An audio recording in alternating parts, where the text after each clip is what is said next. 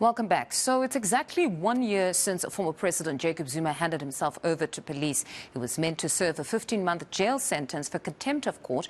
It came after police warned they were prepared to arrest him if he did not hand himself over by midnight. His jailing was followed by riots and looting in KZN as well as Gauteng.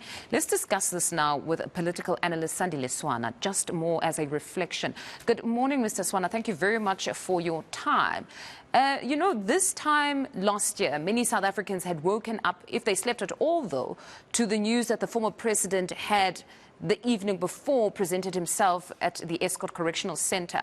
If we just had to look back at the political climate at the time, shouldn't there have been some sort of an indicator that trouble was on the way?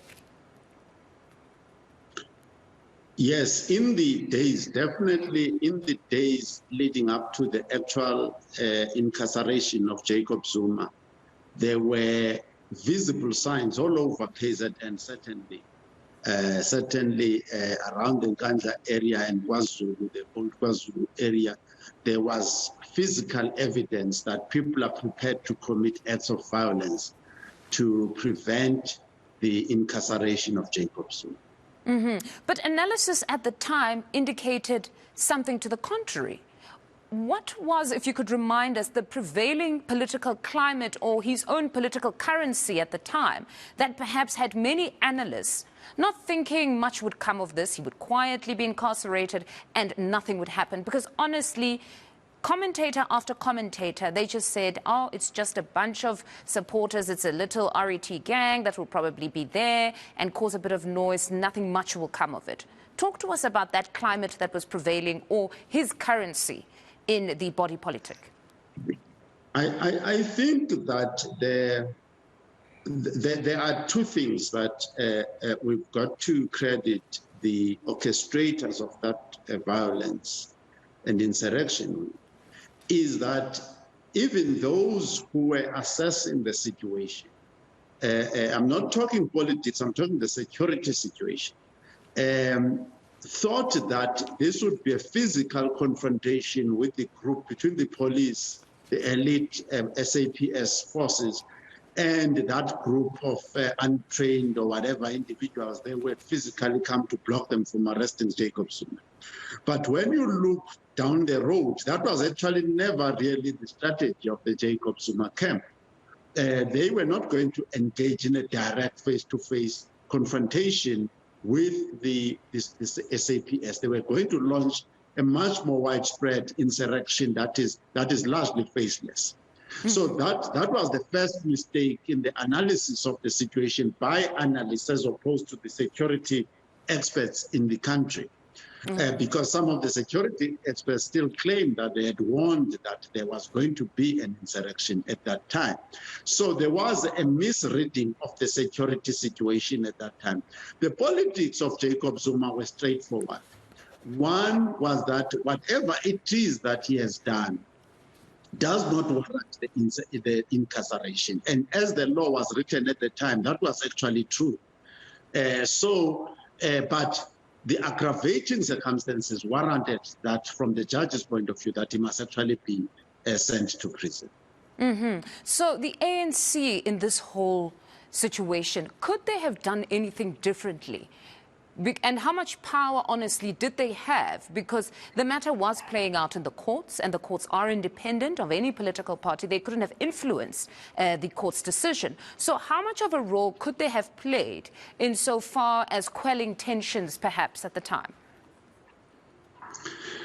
Well, by the way, I think we then have to maybe jump ahead in this interview and say that the reinsurer Lloyd's of London has indicated clearly that the insurrection of the type that happened last year, or the riots and unrest and looting, is likely to happen again. And to that effect, they've actually increased the premium 1,000%, the insurance premiums 1,000%, in anticipation that more violence is still coming.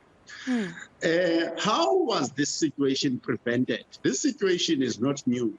When Thabo Mbeki fired Jacob Zuma around 2005, as I recall, Kgalema Motlanthe, who was Secretary General of the African National Congress, set up two committees in the ANC. That included the likes of Lindiwe Sisulu, Judge Willem Heath, and Ngwako Ramatlhodi, Tony Yengen, and so on, to actually save Jacob Zuma from going to jail, because Jacob Zuma should have been incarcerated long ago. So they saved him. In the process, they broke down the scorpions, they messed up the NPA, they did all kinds of things to make sure Jacob Zuma does not go to jail. And today, there is a demand from the RT forces and other allies of theirs that the same must be repeated. That is as simple as it gets, that Cyril Ramaphosa, the Secretary General of the African National Congress, must disrupt the Hawks, disrupt the NPA, disrupt the judiciary, and make sure that Jacob Zuma walks scot-free. That is the demand. And that demand will go further and say, Ace Magashule must walk free. So-and-so, Zweli Mkhize must walk free. Everybody must walk free. But what lessons have been learned? Because it is about to play out again, perhaps not at that level if lessons have been learned, because the Supreme Court of Appeal will hear the former president's appeal now. What should happen should the ruling, or at least should they rule that he be sent back to prison, or upholding that ruling that said he should go back? Do you think they've learned anything? Well, not according to the calculations of Lloyd's of London, the reinsurers. The statistical calculations show that if an eruption were to happen, some kind of insurrection were to happen, the police are not well equipped to stop that in time, in good time, or to even prevent it. And those of us who work continually with the police, we know that they are totally ill-equipped to deal with anything serious. So if it did happen, the police would not be able to cope with it. The deployment of the defense force and the activities of the intelligence, we don't know if the intelligence under Cyril Ramaphosa's direct supervision is up to the task. We don't know. We have not received any independent evaluation.